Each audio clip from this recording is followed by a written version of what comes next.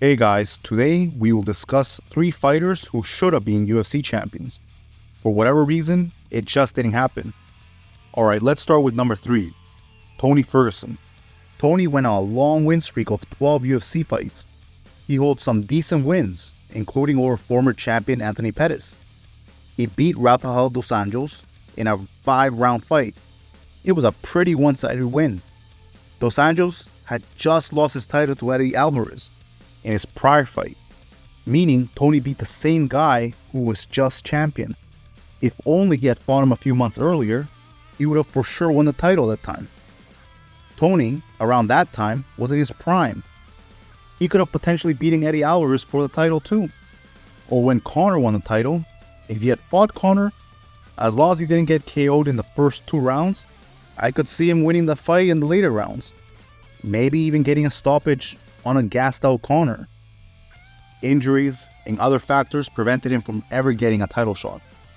Also, the way his fight with Khabib never happened is very unusual. It was cancelled 5 times. We will never know how that fight would have gone.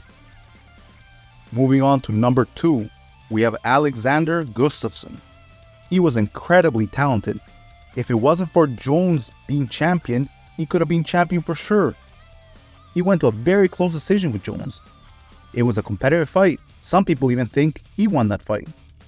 He holds a win over Jan Blachowicz by unanimous decision, and he KO'd Glover Teixeira. Both of them became champions after Jones vacated his belt. The way he beat Glover was dominant. That finishing sequence was unreal. He found a weakness in Glover's defense. He landed 3 consecutive uppercuts on Glover, then a clean overhand right on the jaw. Glover was knocked out badly. It was brutal. The timing just wasn't right for Gus. If those fights with Jan and Glover had been title fights at that time, he would have won the belt. At number 1, we have Fedor Emelianenko. He never joined the UFC, which will always be one of MMA's biggest what-ifs. His management wanted to co-promote with the UFC. Dana was never going to agree to that. If he had fought certain fighters when he was in his prime, he could have gotten the belt. He holds wins over 4 former UFC heavyweight champions, which include Tim Sylvia, who he hurt with a punch and then submitted him in just 36 seconds. When he fought Andrei Arlovski, he finished him in the first round. Arlovski threw a flying knee. Fedor was able to perfectly time a counter right punch, which landed, and he scored a devastating KO. When he fought Frank Mir, he was able to knock him out in less than a minute. Fedor was able to submit Mark Coleman in 2 minutes.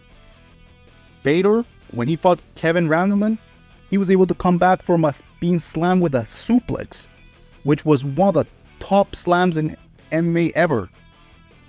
He submitted Kevin with a Kimura. Fedor also holds wins over fighters who went to the UFC and were contenders, which include Mirko Cro Cop, Mark Hunt, and Antonio Rodrigo Nogueira.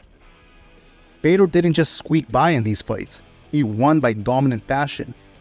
He had the talent. All he needed to do was join the UFC to get the belt at some point. Tell me what you guys think in the comments below. Do you agree with my list? Is there any other fighter you would have included that should have been UFC champ? I will reply to all your comments. If you like the content, like and subscribe. Thanks.